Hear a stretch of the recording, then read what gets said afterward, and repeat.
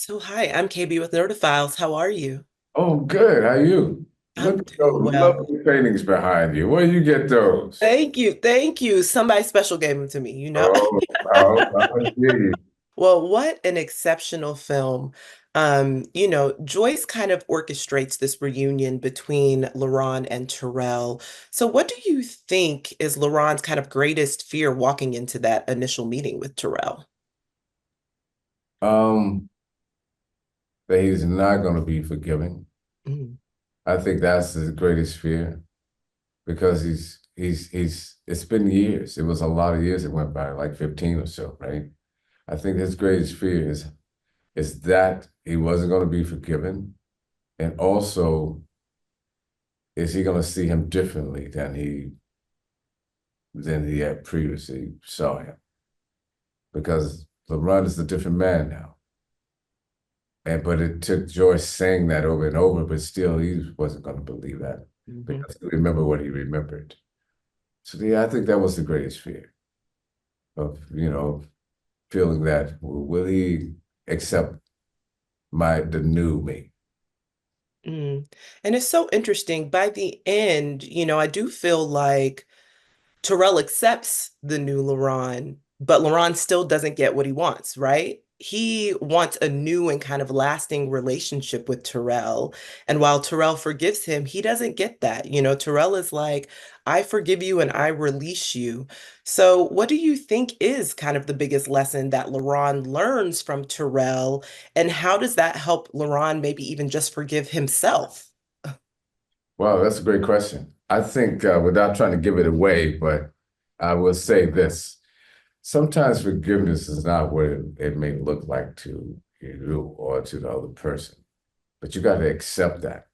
And I think that was the hardest thing for LeBron is finding out how to accept it because it didn't look like what he thought it was going to look like. Mhm. We'll say that. So yeah, I believe that that's what it is. It's like it didn't look like how he had pictured it in his mind.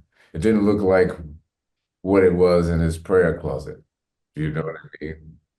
Because in his prayer closet, he probably saw it a whole different way. But he got to accept it because that's what true faith is truly about, accepting it. And you know what? I think that's very true. LaRon really just has to be okay with the way things are. I Yeah, think sometimes in life, like we do the work and we atone for what we've done wrong, but we still don't get those outcomes that we desire. And I right. think that we somehow have to be okay with that. Like we still have to continue on the road of doing the work. You still see LaRon is going to be that new human that he is, just kind of without the results that he anticipated. And that's okay, like that's oftentimes okay. Um, Well spoken. let me just say that, I told Titus and I told Ingenue, and I even told Andre at Sundance that, like, this film has been my favorite film of the year thus far. I mean, I have not stopped thinking about it since I saw it at Sundance. It has truly stayed with me, and I think that it always will. Well, So. that touched me. I mean, now I'm smiling from cheek to cheek because I mean, for you to say that was your favorite film, wow. Yes, yes. So let me just say first, this is my favorite film of the year. Like I truly have not stopped thinking about it since I saw it at Sundance. So yes, what a lovely, lovely film with great performances. So I'll start off with kind of even in the midst of her own struggles, Joyce is still putting Terrell first, in the sense that she doesn't want to leave this world without him having, kind of fully forgiven his father and really kind of dealing with all of that hurt and pain and trauma that LaRon caused them.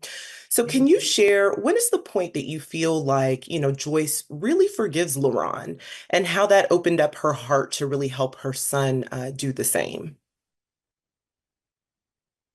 Yeah, I think that that is the core of the film is just like critiquing this idea, questioning this idea of forgiveness, and what it actually means, and the act of it, how it actually um the return of it Mm, can be damaging. And I think that I think Joyce is, she's a woman of faith, and I think that to act in her faith she has to forgive LaRon. And she wants the same thing for her son, to forgive LaRon. But, Terrell is being hurt by that, you know? And I love what I love about this film is it doesn't offer answers, it offers questions, like how should we think about this notion of forgiveness? And why is it that, Black women are sort of put in this position of constantly having to forgive, and that it is a kind of work that can be unfair and hurtful. Yeah, you're right in the sense that like it is quite unfair. And the symbolism is not really lost on me between Joyce and Aisha either. Just as the moms that they are, and both having these really caring spirits, but also these huge responsibility in raising these two Black boys to be emotionally responsible, if that makes sense, like trying to raise them to be, kind of emotionally there as well. So I had to ask, kind of what do you think that Joyce kind of teaches Aisha about the gentleness and healing that comes with raising kind of these young Black boys? I think with Joyce, she's teaching by example. Mhm. She's witnessing a mother who just loves her son desperately. Um, and then I love that she loves her daughter-in-law, you know, um, and openly and generously and embraces her, loves her music, you know what I mean? Like it's just it's a beautiful canvas of generosity that happens, that we see in Joyce. Um, yeah, I think she's teaching by example by being her generous, loving self. I love that you said that generosity, because it's true. I think that Joyce has a very generous spirit. And I think that in some ways, that is the thing that kind of allows her to be able to forgive LaRon in the way that she needs to before she, transitions. And also is kind of that open door. So whether Terrell is, accepting of that or not, it is kind of within Joyce's landscape to be this woman. She is still the woman that he's always known in terms of having that gentle and generous spirit.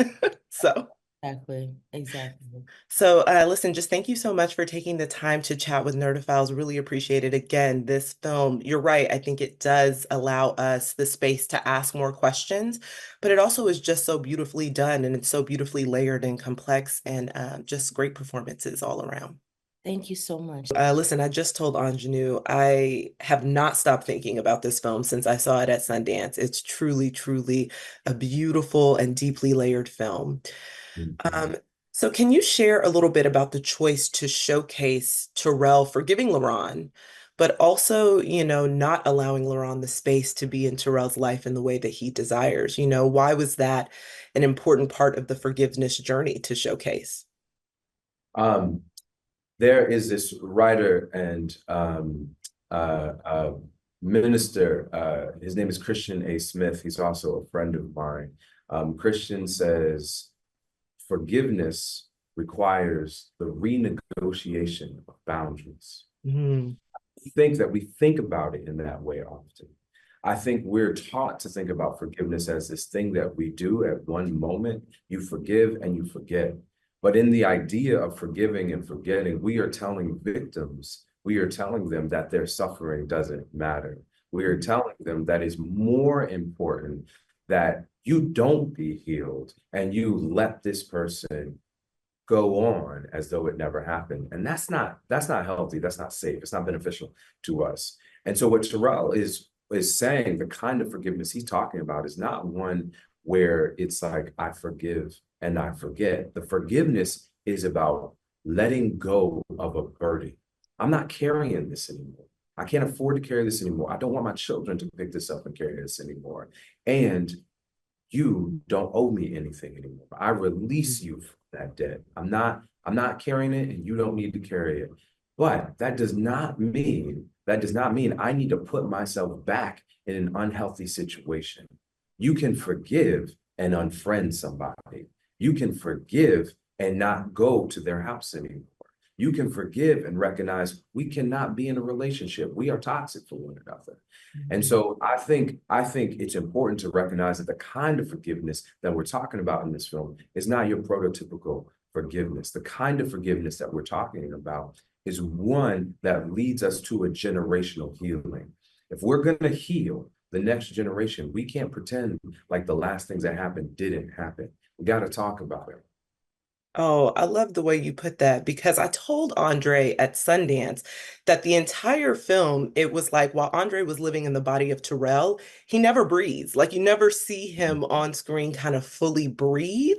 He's holding everything in. He doesn't relax. His shoulders are always tense.